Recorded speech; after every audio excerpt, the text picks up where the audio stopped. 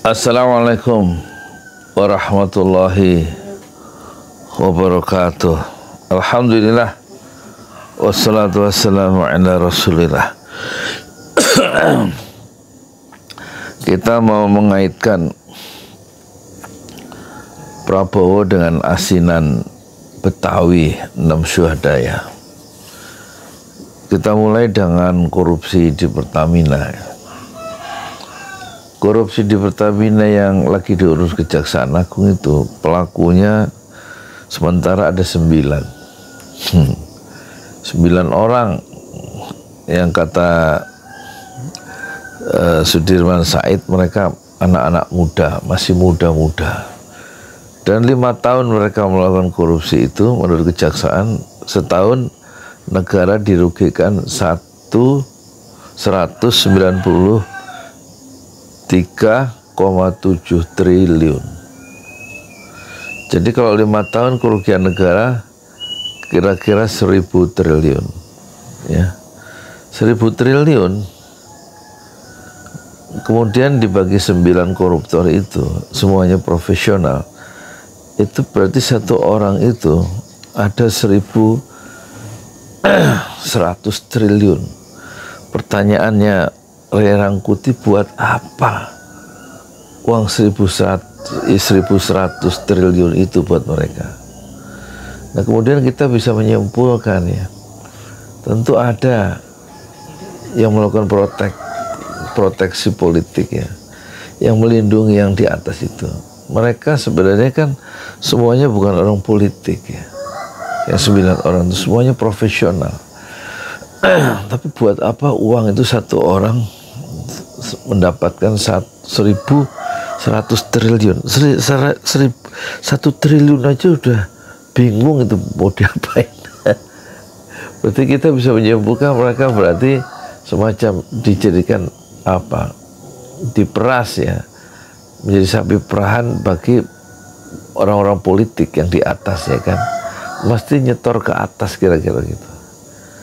Nah sekarang kalau uang negara, sementara subsidi BBM itu katanya 380 triliun, separuhnya dikorupsi.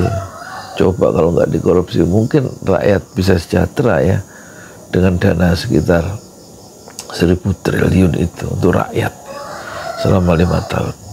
Pertanyaannya, apakah ini kan pemainnya berlangsung antara 2018 sampai 2023, di zaman siapa itu? Uangnya untuk apa? Ya kan, menjelang Pilpres tuh 2018 ya. Nah nanti ketahuan lagi menjelang Pilpres 2024 nanti siapa yang bermain dengan uang yang banyak itu. Apakah uang bansos? Kata Luhut, bansos itu ada 500 triliun. Separuhnya itu nggak jelas ininya, berarti 250 triliun ya.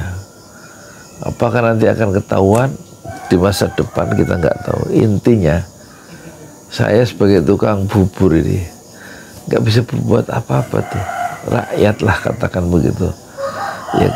Saya masih bisa ngomong ya, tapi kalau saya tukang cilok, tukang basreng, tukang buah, nggak bisa ngomong dia, ngomong soal politik ya. Kalau saya kan agak canggih sedikit. Tukang bubur ayam bisa ngomong ya. Coba itu rakyat nggak ada yang belain kan di Indonesia ini. Nah nanti sekarang Prabowo sekarang pidatonya meledak-ledak, membahana.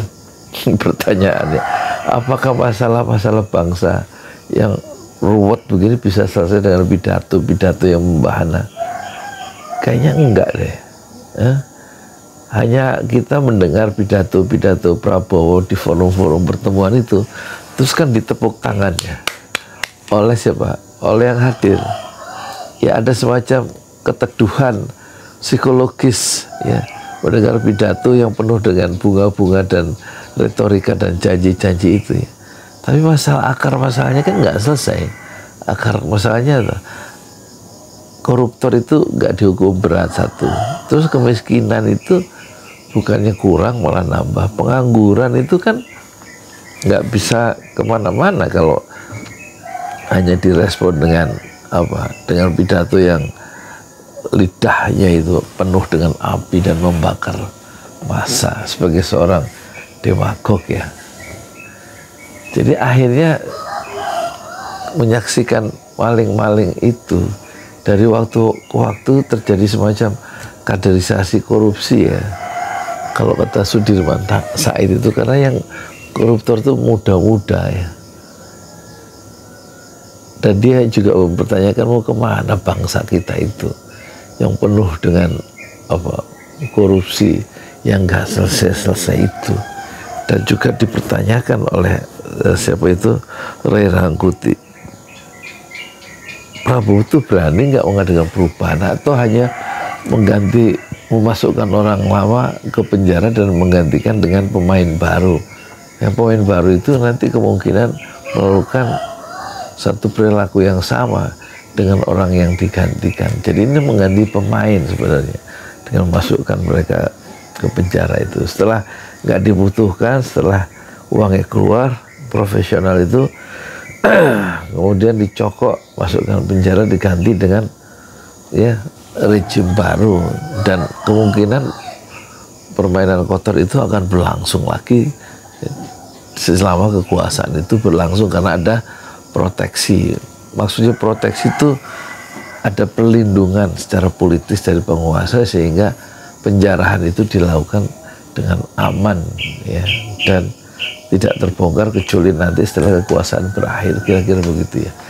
Ya sekarang siapapun penguasanya, kalau begitu rakyat harus menolong dirinya sendiri, karena jelas di masa sekarang ke depan itu betul ya, Indonesia akan semakin gelap ya, karena warisan-warisan masalah di pemerintah sebelumnya itu nggak selesai, muncul masalah-masalah baru dengan proyek yang mercusuar tapi menghabiskan dana yang entah dari mana, yaitu makan bergizi gratis, dan akan muncul nanti persoalan-persoalan baru, persoalan nepotisme dan lain-lain ya. Ada anaknya dulu, ada pamannya jadi ketua MK ya kan, terus ada anaknya jadi gubernur, sekarang ada adiknya jadi ya ponakannya jadi menteri dan lain-lain.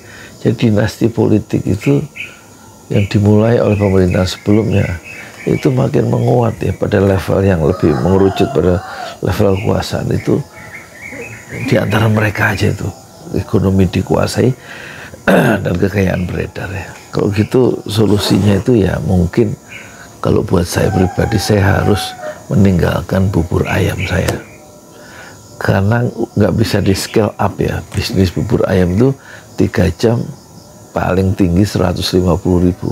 Kayaknya saya harus jualan asinan Betawi ya, 10.000 bisa di scale up nih. Bisa di scale up itu bisa ditingkatkan penghasilannya.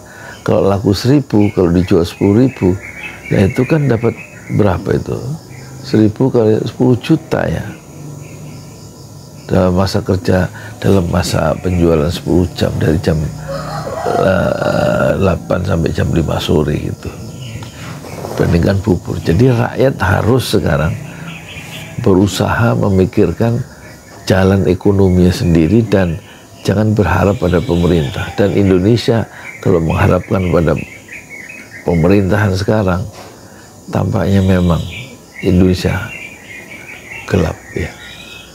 Dan saya untuk menghindari kegelapan itu haruslah rakyat mencari jalannya sendiri lewat wirausaha. Setidak-tidaknya saya mau jual asinan, namanya asinan Betawi, mereknya 6 Syuhada.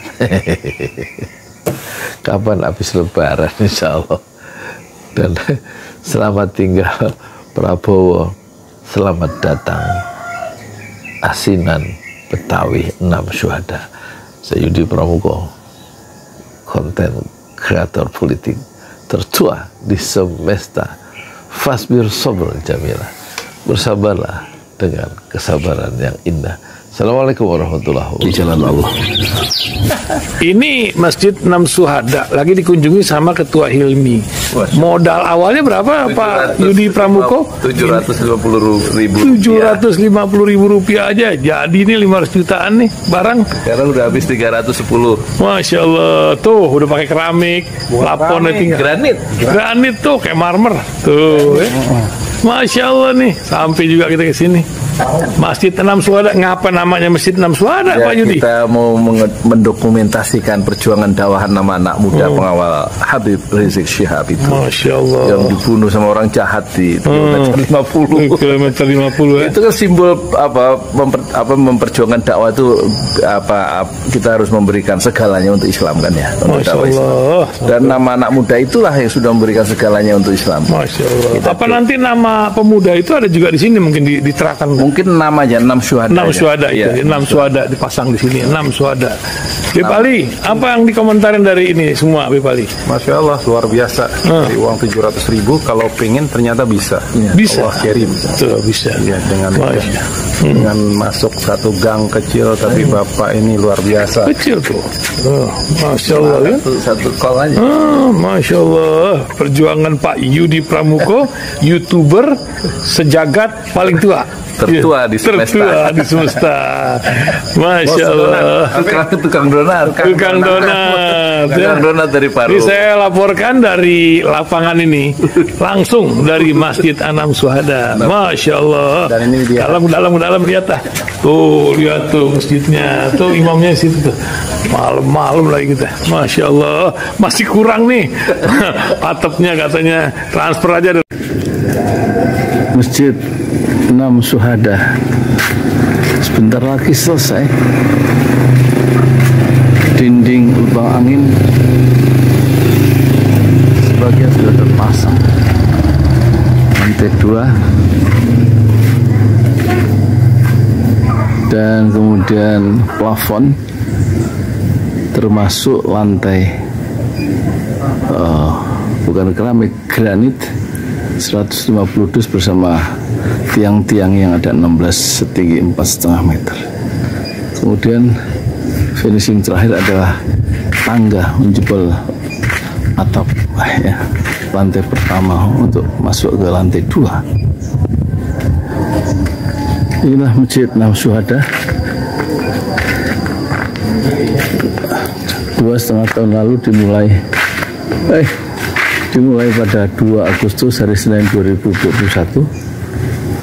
Tinggal sedikit lagi insya Allah. Dan lantainya dari keramik, bukan keramik, granit sudah diresmikan lantai pertama. Nanti lantai kedua lewat sini tangganya jebol untuk masuk ke lantai 2. Inilah Masjid Enam Syuhada yang sangat megah karena dari bahan-bahan pilihan, kualitas nomor 1.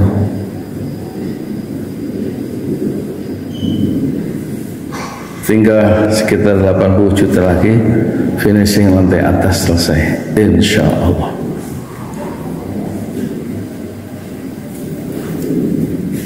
Ya, inilah Masjid Enam Syuhada yang sangat bersejarah ya dalam sejarah dakwah Indonesia modern, insya Allah, karena ini dibangun dalam konteks kezaliman rejim penguasa yang sudah membunuh 6 santri dari front pembela Islam, dan kita abadikan pengorbanan dan perjuangan dakwah mereka sehingga kita sebut namanya Masjid Enam Syuhada. Mereka mengawal perjalanan dakwah gurunya Habib Rizik Syihab, dan mereka dicegat oleh orang-orang jahat di kilometer 50. Saya Yudi Pramuko, tukang donat dari Parung Suber, tertua di semesta fasbir sabrun jamil. Bersabarlah dengan kesabaran yang indah. Assalamualaikum warahmatullahi wabarakatuh.